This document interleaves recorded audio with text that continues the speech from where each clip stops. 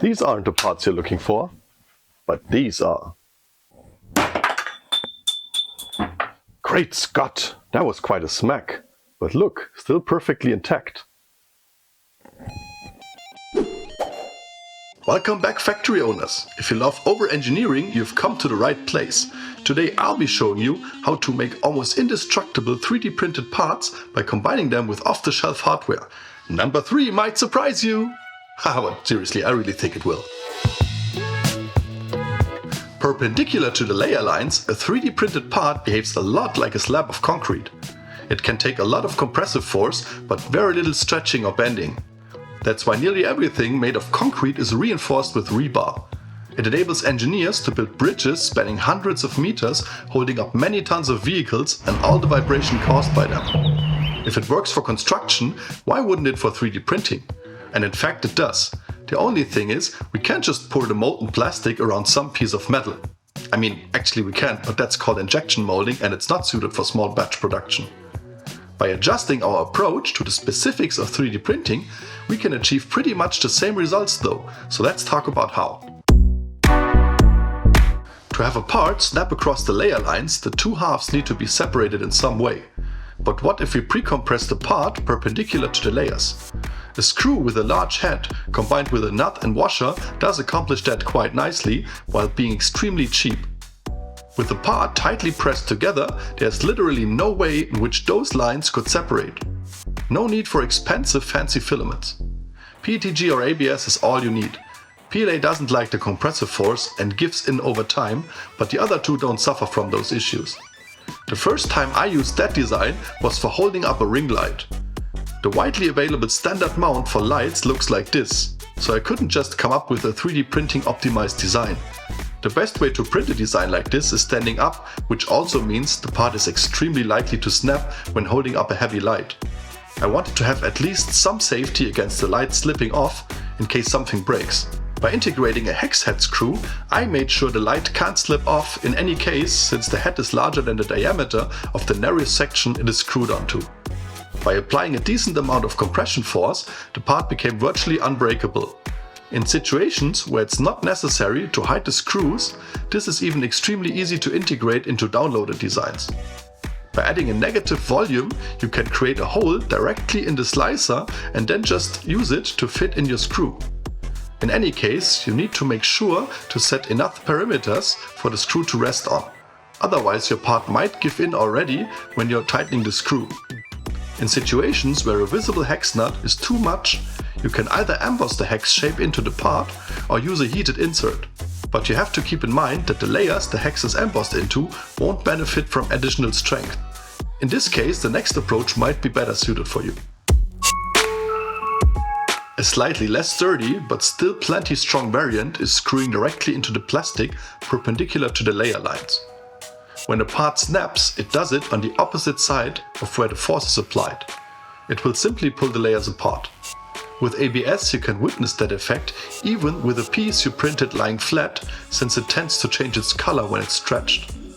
If we now introduce a screw, the bending force not only needs to pull the plastic apart, but also the metal screw. Modern steel can take a lot of pulling force until it finally gives in. A single 8mm screw can take way over a ton of static load. That of course depends on the direction the force is applied and whatnot, the calculations can be complex. In any case, the plastic threads will strip out way before the screw gives in. Now how to implement this? My favorite way is to add threads directly to the model. Even at 0.2mm and a very low thread pitch they turn out surprisingly good. In our use case, where the screw stays in the part indefinitely, we don't have to worry much about tolerances. A tighter fit also means more friction and the metal screw has no problems forcing its way into the material. That means you have to be rather quick, since the screw will basically thread lock itself into place forever. When I reinforced the antennas of a cosplay helmet I printed for a friend, I could really feel the material being softened by the screw. I used the drill to get that threaded rod in as quickly as possible, and there's no way to ever get that thing out again without total destruction. Just a quick heads up, never use liquid thread locker in combination with plastic parts. They will usually break apart the polymer chains. The rather soft plastic is already thread locking enough anyway, and self-locking nuts achieve their effect with just a small ring of nylon. And if you're struggling to create your own models or lack a solid workflow, check out my Fusion 360 Fundamentals for 3D printing video course. I just recently added a new chapter about motion and collision simulation. Check out the first chapter for free with the links in the description. You get a solid education and help me keep this channel going without third-party ads. Alright, number 3, here we go. The plan is simple. We take the basic concept of heated inserts, but without heat. Instead of melting something into the plastic, we press fit it in. Now you might ask, why not just use a threaded rod like you did with those antennas? And you're totally right to ask. The thing is, a circular shape isn't always what you need, or you might want to reinforce a part while also adding a thread into the reinforcement, like I did with a prototype safety razor I designed. I used a steel rod and cut in threads for the printed razor head. It gave the handle a very solid feel and made it really sturdy. You can even buy stainless metal rods with integrated threads off the shelf. They're normally used on the ends of steel cable railing. The 3D printed safety razor design ultimately failed because the tolerances were just too high and the plastic razor head flexed way too much to be usable. I ended up buying the product I was trying to copy in both variants, aluminium and titanium. Not sponsored, but I really love this thing. The handle still works great and I can use it with just about any razor head with a standard M5 thread. A bit of downside with this approach is that it relies purely on friction. Means if the metal is stretching on one side, it can't rely as much on support from the plastic part on the compressed side. That's why this approach is a bit weaker in strength department. But it makes that up with being extremely versatile. The press fit approach doesn't just work for reinforcing though.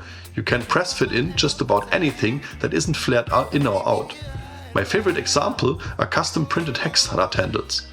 Since the ones you can buy are rather expensive for what they are, I just combine a press-fitted hex nut or screw with a printed part. Everything stays in place neatly and I can still get it out if I need to for some reason. The tolerances you should aim for in any case are around just as tight that it doesn't fall out on its own. You don't need a lot of friction and otherwise you'd also risk the part breaking. With more surface area of the press-fitted part, the friction already increases by a lot without putting more stress on the plastic part by being too tight. For pressing the metal in, a vise works very good. For smaller parts, some pliers usually work great too. Using a hammer often results in too much impulse force, which breaks the part. And have access to a hydraulic or lever operated press, that's of course the easiest way. Anyway, I hope that was helpful, and if you want to see more, you can subscribe over here and watch another one over there. See you in the next one.